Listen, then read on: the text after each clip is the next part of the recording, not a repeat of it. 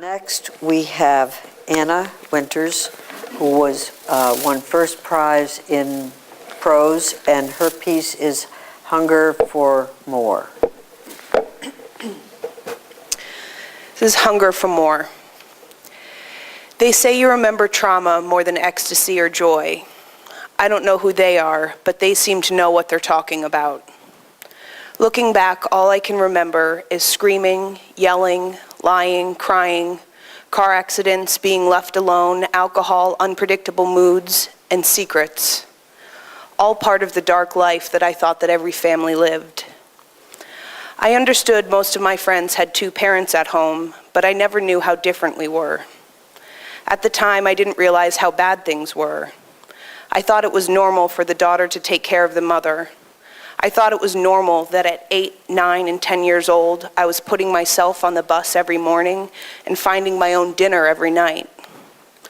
I thought it was normal for a little kid to be left alone all day while her mother worked. I knew I was special when my friends would come over and my mother would tell us to walk down to the pizza place, have dinner, and walk back, because my friends were in awe of my freedom. But I just thought I was ahead of the game, just becoming a grown-up. I somehow missed the part of becoming an adolescent, and at 8 years old, I became an adult. I can still remember that day as if it were yesterday. It's a day I'll never forget. We were going to the Mystic Aquarium. I was excited. Back then, I still had the dream of becoming a veterinarian. I loved all kinds of animals. I'm pretty sure that was the first time I'd ever been to an aquarium. I remember being antsy in the car. That started at a young age, too. I couldn't sit still, and I kept getting yelled at for kicking the back of my mother's seat. My mother drove, and her friend sat in the front seat, which was my seat, and I was bitter, but not because I usually sat in the front, because I didn't like my mom's new friend. They had been hanging out together a lot lately, and this woman just rubbed me the wrong way from the beginning. So who could have blamed me for being annoyed and a little extra antsy when I found out that she and her bratty son were coming with us to the aquarium? The ride seemed to take forever, and when we finally got there, I jumped out of the car and ran to the ticket window. Another reason I got yelled at that day. Once we got inside, I can remember feeling slightly rushed, and before I knew it, the mothers were already talking about leaving. Their excuse was, it's lunchtime and the aquarium food is too expensive. I remember having one of what my mother called a look at me meltdowns, where I cried and shrieked and had to be dragged out to the car, where I was yelled at once again. I got yelled at so often back then that I had taken to yelling back. I demanded to know why we had to leave the aquarium. I looked at the clock on the dashboard. We were inside the aquarium for less time than we had spent in the car that morning. It should have taken us about 2 hours to get there, but for some reason we kept getting lost and had to stop several times, adding an extra hour to our travel time. We hadn't even spent 2 hours in the aquarium. But she was sticking to her guns and insisted that it was time to eat. I wish I could remember the name of the restaurant or whether or not our server was male or female, and even what they looked like. But at the time, I was so bitter that I didn't even notice the details. What I did notice was how the mothers went to the bathroom immediately after we were seated, leaving us children at the table alone. I remember sitting at that table with my mother's friend's son all alone for long enough time that multiple waitstaff came over to see how we were doing.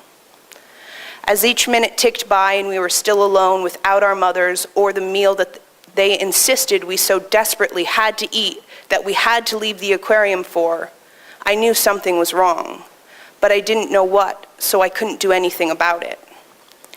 After 3 Shirley Temples and a glass of water, my mother's friend came sauntering over to the table. My feeling of something being wrong intensified, as did the disgust and hatred I felt for the woman sitting across the table from me. I can still see that Weasley look in her eyes when I asked her where my mother was, and she replied, "Little girl, she's an adult. She don't need your permission to use the bathroom." I immediately stood from the table, ignoring the demands from my mother's friend that I sit back down, and walked to the nearest employee to help me locate the restroom. The restaurant was empty, as was the ladies' room. 3 of the 4 stall doors sat open, making it an easy choice to find my mother. I started calling for her when I opened the heavy oak door going from the restaurant floor to the bathroom. But it wasn't until I started knocking on the stall door that she responded. "Go back to the table, I'll be out in a minute," was her first response, which I ignored, pounding harder on the stall door, watching my 8-year-old fist shake the wall of connected metal. I insisted that she open the door, and she insisted that I go back to the table. Finally, I threw my overweight body onto the floor and shimmied across the tile under the blue barrier of a door. When I crossed to the other side, I stood up just in time to watch her frantically jam needles and baggies into her purse. When she looked up and saw me staring at her purse, she slapped me across the face harder than she ever had before. "Why do you always disobey me?" she growled, demanding that I never do it again. Looking back, I don't know how I ever thought that was normal. I guess I always knew that something wasn't quite right, but I was always scared to say anything. She was all I had, and I couldn't lose her. She was all I had, and I lost her. There was nothing that I could do that would have changed her. The same way that 10 years later, there was nothing that could have been done to change me. The only difference between she and I is that I didn't have a daughter to crawl underneath the bathroom door, wanting nothing more than to see her mother alive. Anna.